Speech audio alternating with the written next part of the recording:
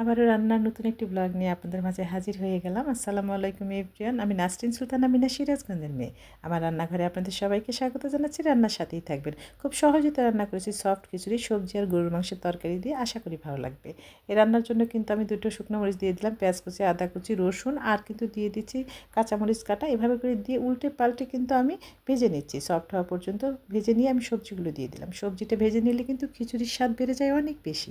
এভাবে করে সবজিটা ভেজে নিচ্ছি। ভেজে নিয়ে কিন্তু তারপর এর মধ্যে আমি চালটা অ্যাড করে দিলাম। চাল দিয়ে উল্টে পাল্টে ভেজে নিতে হবে। ভাজাটা যত ভালো হবে সবজিটা কিন্তু খিচুড়িটা তত বেশি মজা হবে। এভাবে করেই কিন্তু আমি ভেজে নিলাম। একদম উল্টে পাল্টে একটু ঝরঝরে করে ভেজে নিতে হবে। তাহলে খিচুড়িটা অনেক বেশি ভালো হয়। আমি কিন্তু একটু হলুদ গুঁড়ো আর একটু লাল মরিচের গুঁড়ো দিয়ে দিলাম। উল্টে পাল্টে ভেজে নিয়ে কিন্তু এর মধ্যে কিন্তু আমি গরম পানি, ফুটন্ত গরম পানি অ্যাড করে নেব। আমি রান্নার জন্য সবসময় গরম পানি রেডি রাখি। গরম পানি ছাড়া কিন্তু আমি রান্না করি না। এতে তরকারির স্বাদ হয় অনেক বেশি। যে কোনো রান্নাই ভালো হয়। আমি ভাব মতো গরম পানি দিয়ে দিলাম পরিমাণ মতো। যেহেতু খিচুড়িটা সফট হবে সেজন্য একটু বেশি পরিমাণে গরম পানি দিতে হবে। ঝাল লবণ স্বাদ মতো দেবেন, তবেই কিন্তু স্বাদটা বেশি ভালো হয়। এখন হাই হিটে রান্না করে নিচ্ছি খুব সুন্দরভাবে। দেখুন এভাবে করে খিচুড়িটা রান্না করে নিচ্ছি। যে বেঁচে যাওয়া গরুর মাংসের তরকারিটা পরে কিন্তু আর সেভাবে খাওয়া হয় না, সেই তরকারিটাই কিন্তু আমি এই খিচুড়ির মধ্যে দিয়ে দিলাম। এর স্বাদটা এত ভালো হয় কি বলবো, মানে গরুর মাংস দিলে স্বাদটা অনেক বেশি মনে হয়। যে কোনো তরকারি, মুরগির মাংস, খাসির মাংস, যে তরকারিটি থাকবে আমি কিন্তু পরবর্তী দিনে কিন্তু খিচুড়ি রান্না করি নিই এভাবে করে। খিচুড়িটা অসাধারণ হয়। আর মিষ্টি কুমড়াটা কিন্তু স্কিপ করা যাবে না।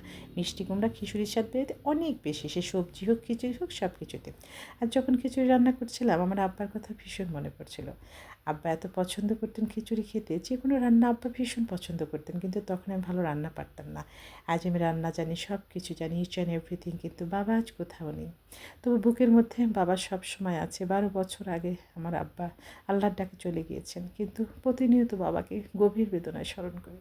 বাবার কথা মনে হলে যেন কথা বলতে পারি না, আমার কথাগুলো আটকে আসে। সবাই বাবার জন্য দোয়া করবে।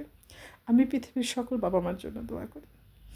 এভাবে করেই আমার খিচুড়িটা হয়ে যাচ্ছে। দেখুন পানিটা কিন্তু অনেকটাই টেনে গিয়েছে। এভাবে করে আমি খিচুড়িটা রান্না করে নিলাম খুব সুন্দরভাবে। একদম সফট করে রান্না করব। এরকম একটা পর্যায়ে ঝাল লবণ স্বাদ মতো চেক করে নেবেন। আমি কিন্তু নিয়েছি।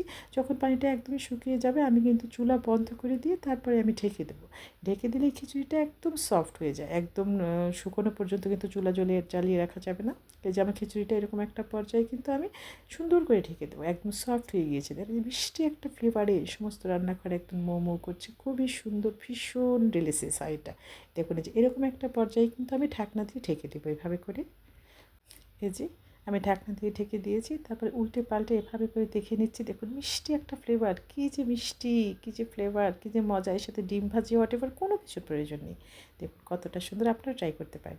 আমার এরকম সহজ সুন্দর খাবার যদি ভালো লাগে পেজ ফলো করবেন। সুস্থ থাকবেন, ভালো থাকবেন। আল্লাহ হাফিজ।